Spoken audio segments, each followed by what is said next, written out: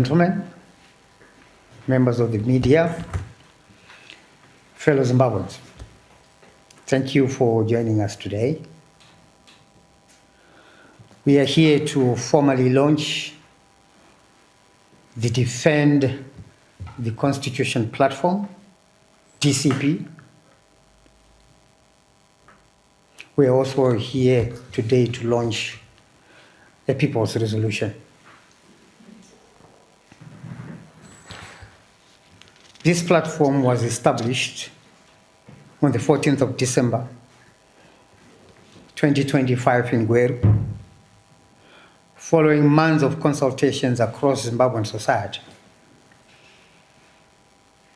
It brings together political parties, civic organizations, labor, faith-based institutions, students, youth, residents associations, Liberation War veterans, women, and persons with disabilities. The DCP, as we now call it, is a patriotic coalition of the willing. It is inclusive, it is non-partisan, and it is political.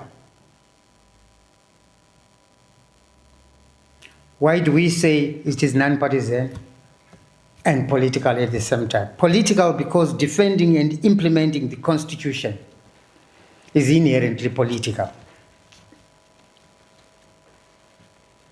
Let me be clear at the outset. This platform is not about who governs Zimbabwe. This platform is about how Zimbabwe is governed.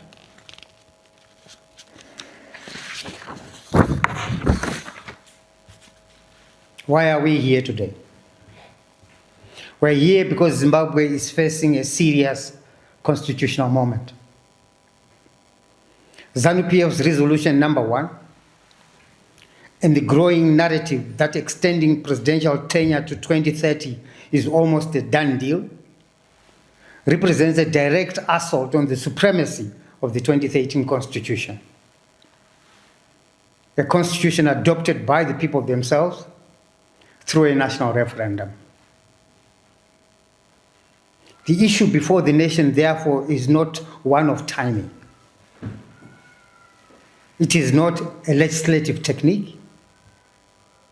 It is not political convenience. It is constitutional legitimacy.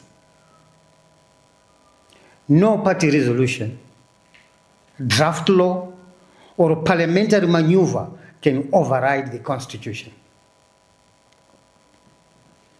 Zimbabwe today faces two constitutional crises.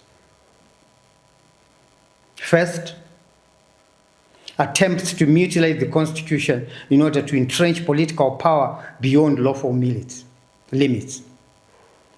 And then secondly, the persistent failure to implement the Constitution, particularly in areas of governance, accountability, devolution, service delivery, and citizens' rights. The DCP exists to confront both crises.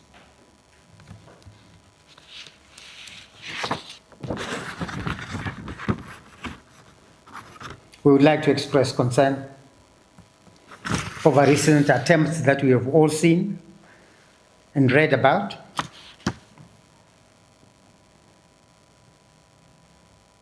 or now there are attempts to abuse and or misuse the Constitutional Court. The Constitutional Court is not an advisory service for political projects. It is not a shortcut for prejudging constitutional amendments. And it must never be used to manufacture legal pathways for unconstitutional agendas. The Constitution belongs to the people. not to political elites or legal strategists. Any attempt to extract premature or abstract rulings to sanitize the 2030 agenda undermines constitutionalism and public trust.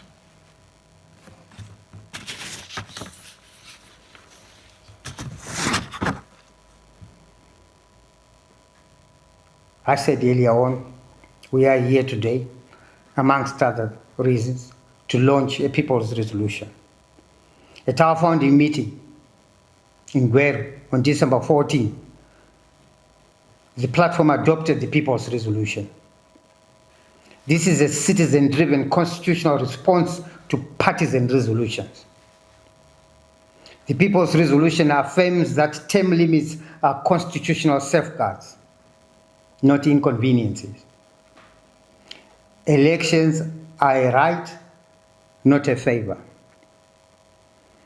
Any change to presidential tenure must involve full public participation and a referendum.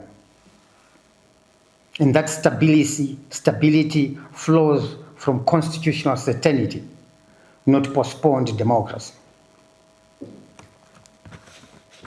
What do we intend to do?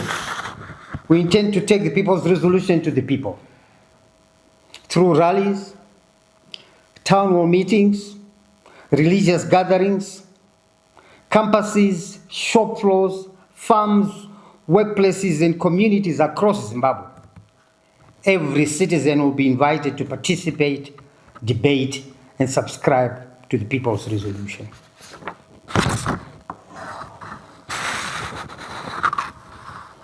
Some within the ruling party are beginning to advance what they are calling inevitability narratives, that it is a done deal. That narrative is constitutionally false. Zimbabwe is governed by its constitution, not by headlines or party conferences.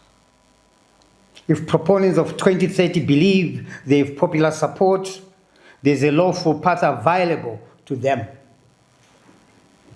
And that path is through the people. Avoiding a referendum exposes a simple truth. This project is driven not by consent, but by fear of it.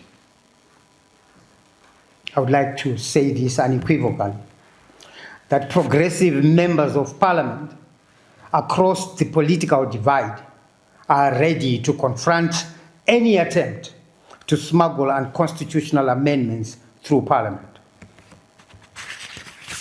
We've also noted reports of abuse of public resources.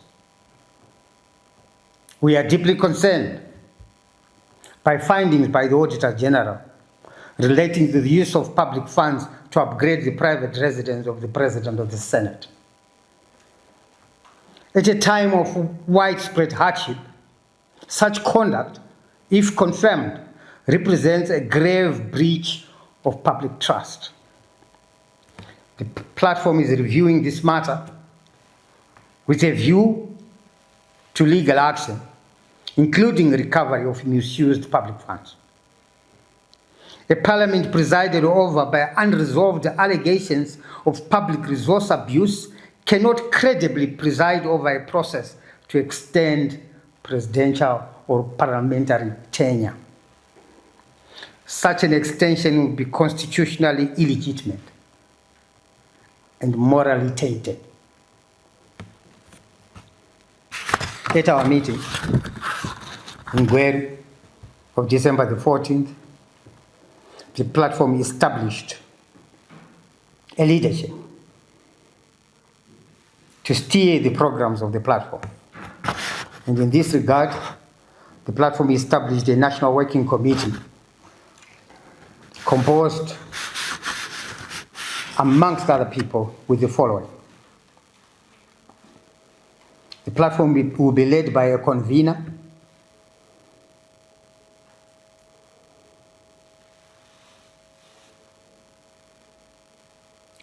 and the members of the platform, in their wisdom or lack thereof, thought that I would assume that responsibility.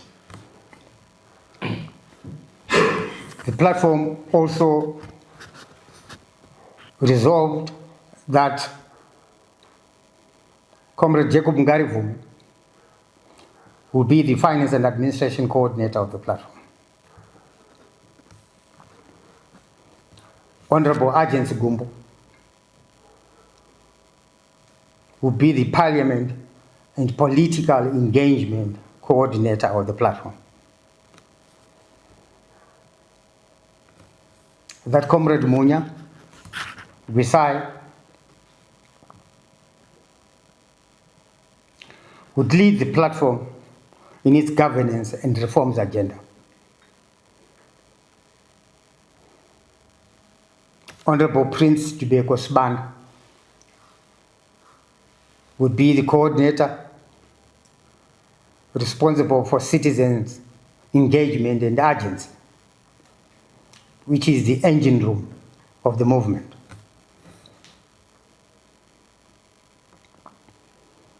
The Liberation War veterans seconded 2 comrades to the platform. Comrade Godfrey Gurira,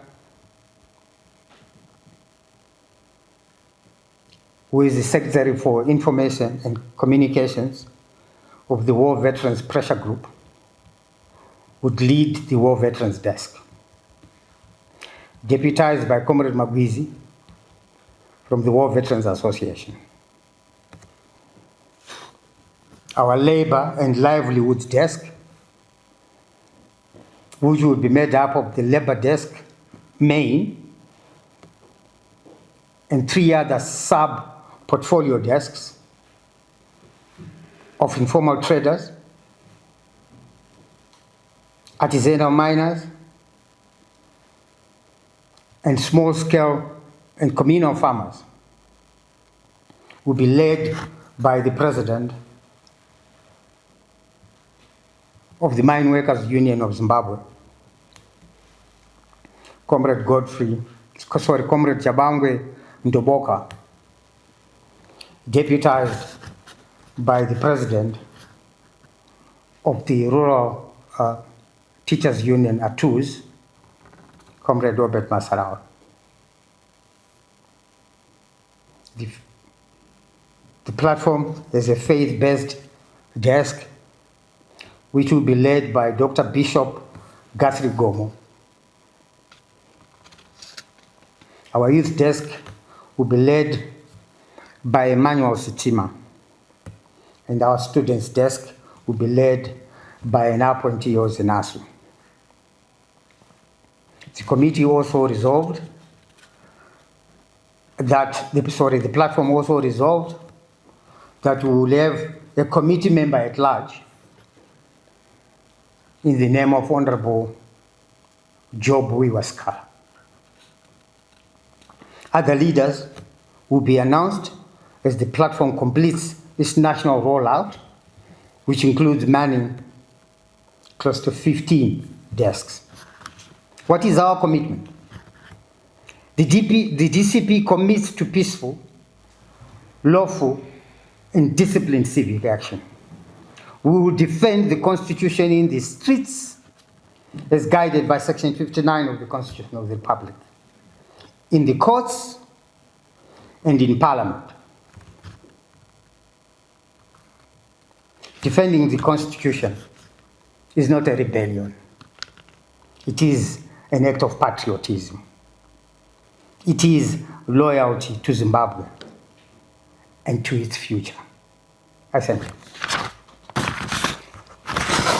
I will take any questions.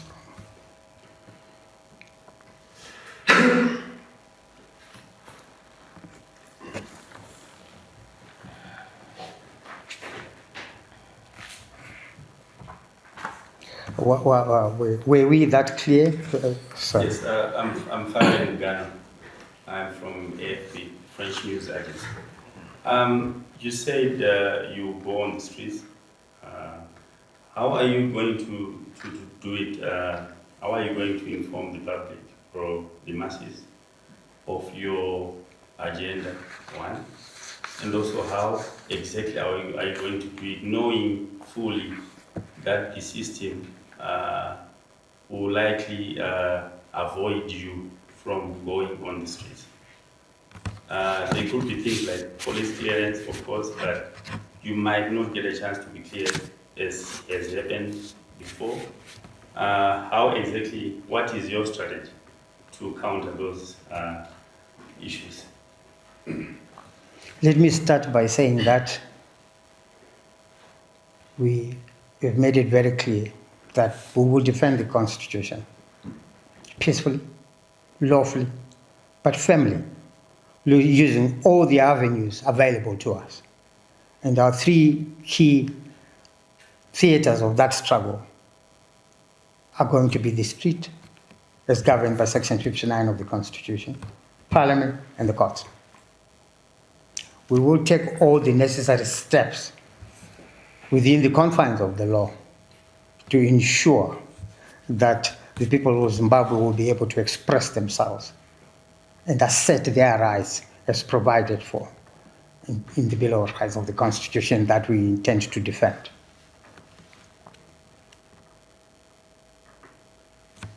Yes. You were talking of ZANU-PF trying to smuggle this 2030 agenda thing into Parliament, and you're talking about, yes, you said you're going to fight in Parliament, but how confident are you that acting outside Parliament, like you said, peaceful demonstration, how confident are you that it's going to influence any activity that is going to happen in Parliament, as much as they want to make that 2030 agenda successful? We do realize that there is a certain level of commitment within a section of ZANU-PF to the success of the 2030 agenda.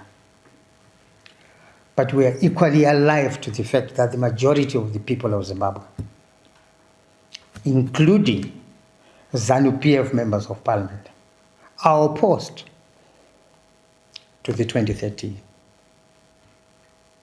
agenda. What we will not do is to sit back here and think about what ZANU-PF will do or not do. What we will do is to go and take the fight to ZANU-PF, either in parliament or in court. We will take the fight to them, and we will deal with their response to that fight when we get there. And perhaps just a convener to emphasize on these points. What has been emphasized in our declaration is that there is a crisis, a democratic deficit crisis, including a constitutional crisis, which the 2030 agenda is now fully bringing into the open. We're not talking now anymore of a ZANU-PF conference resolution. It is reported that the Attorney General has actually said that the draft bill is now ready. We are saying that part of the crisis of this is that non-implementation of constitutional provisions that are in the 2013 Constitution. And one of those rights and gains is the right of people to protest and to demonstrate as a constitutional right. When you look at the pillars and foundations of the 2013 Constitution, it is very clear that the source of all executive authority, the source of all judicial authority, and the source of all legislative authority are the people of Zimbabwe. Not a party, not a president, not cabinet, but the people of Zimbabwe.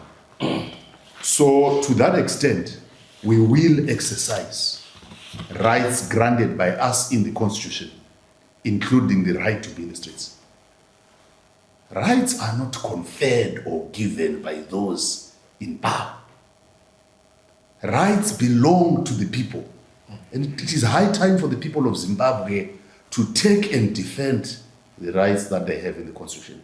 We've brought together a united platform of various segments of Zimbabweans and movements, and will therefore proceed to ensure that those rights will be exercised. So we are prepared, we are ready to exercise those rights and to take on whatever comes.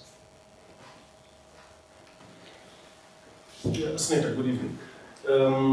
Yesterday, the MDC leader, Mr. Douglas Mnangagwa, when he was addressing the press, he alluded to the fact that he would want to work with his former allies, including you. So I just wanted to find out, in your consultations with such faces like him, with the hand was also extended to him, may you also even let us know in terms of other notable figures that we know have spoken against this project, if the consultations have also reached out to them, the likes of Honorable Tendai Biti, Advocate Franzai Mahere, the former CC leader, Advocate Nelson Chamisa. I just wanted to have a clear position of the platform with regards to its wide consultations. Thank you. Let me start by saying that the consultations of the platform are ongoing. It is an ongoing consultation process across the length and breadth of the country and amongst all the institutions in the country. The platform has specifically established a desk. This desk, which is being headed by Honorable Bumbo, is the Parliament and Political Engagement Desk. One of the key primary functions of this desk is to consult with political parties within the opposition and across the political divide. Because this platform is a non-partisan platform. This platform does not endorse an individual political leader. Neither does it endorse a political party. This platform is about the Constitution of the Republic. So every political actor in this country is free to join this platform. And we are inviting all of them without discrimination to say, this is your home, this is your platform, let's work together. Because the Constitution belongs to all of us, not to an individual, not to a political party. So, yes, our consultations continue and they're open to everyone.